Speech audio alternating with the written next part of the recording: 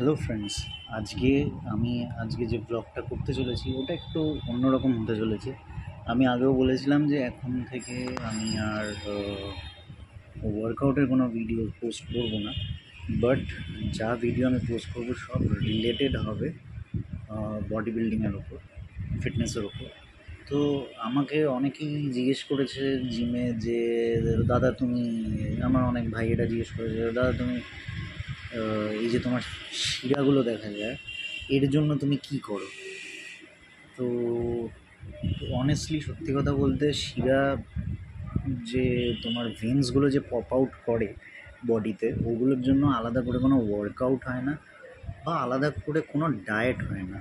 ওগুলো তোমার যখন বডি ফ্যাট পার্সেন্টেজটা কমে যাবে, তোমার যখন ফ্যাট বডিতে কমে যাবে, অটোমেটিক্যালি ওটা তখন তোমার ভেন্সগুলো পপ আউট হবে। তো আলাদা করে আমি তোমাকে এর জন্য, আমি কেন, কেউই পৃথিবীতে এর জন্য কোনো ডায়েট দিতে পারবে না বা তোমাকে বলে দিতে পারবে না যে এতটা ওয়েট তোলো বা এই এই পার্টিকুলার ওয়ার্কআউটটা করো তাহলে তোমার ভেন্সগুলো বেরোবে। এটা কোনোদিনও না পসিবল না সায়েন্টিফিক্যালি। আর আরেকটা জিনিস বুঝতে হবে তোমাদেরকে, যে আমরা ভাস্কুলারিটি যেটা মানে হয়, সেটার মানে হলো আমাদের শরীরে যে ব্লাড ভেসেলসগুলো আছে, ওই ব্লাড ভেসেলসে মাসেলের যে টিস্যুগুলো হয় ওখানের ব্লাড ফ্লোটা কীরকম। যদি ব্লাড ফ্লো খুব ভালো হয় তাহলে গিয়েই ভাস্কুলারিটি আমাদের খুব ভালো হবে।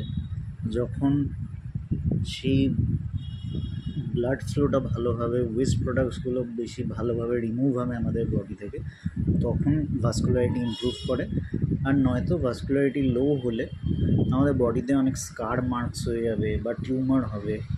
তো এইগুলোই আমাদেরকে বুঝতে হবে যে ফিটনেসটা পুরোপুরি একটা সায়েন্সের বাইরে কিছুই না। তো আলাদা করে কোনো ডায়েট হয় না যেটাতে তোমার ভাস্কুলারিটি ইমপ্রুভ হবে বা তোমার শিরাগুলো জেগে উঠবে, ওরকম সব শিরা তোমার একদম প্রপার ভেন্সগুলো পপ আউট করবে, ওরকম হয় না। ওর জন্য কোনো ডায়েট আলাদা করে কিছু নেই, কিছু ওয়ার্কআউট আলাদা করে নেই। শুধুমাত্র ওটা পসিবল হবে যখন তোমার বডি ফ্যাট পার্সেন্টেজ কমবে। সে আলটিমেটলি যত তোমার বডি ফ্যাট কম হবে তত তোমার বডির যেরকম ডেফিনেশন ইমপ্রুভ হবে মাসেলের, তার সাথে সাথেই ভাস্কুলারিটি ইমপ্রুভ হবে। আর তখনই ভেন্সগুলো বেরোবে।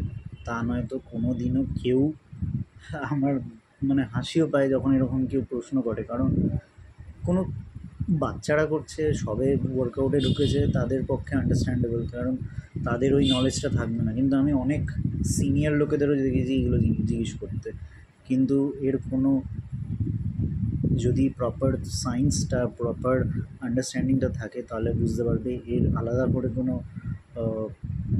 ওয়ার্কআউট বা ডায়েট হতে পারে না। তো আজকের ভিডিওটা এইটুকুই। আরও এরকম অনেক টিপস নিয়ে আমি নিশ্চয়ই আসবো আগামী দিনে। তোমরা জাস্ট ভিডিওটা লাইক করো, শেয়ার করো, আর অবশ্যই চ্যানেলটাকে সাবস্ক্রাইব করো। আর হ্যাঁ, যদি তোমাদের মনে হয় যে আমার ভিডিওগুলো সত্যি ইন্সপায়ারিং তাহলে শেয়ারও করে দিও। Signing off.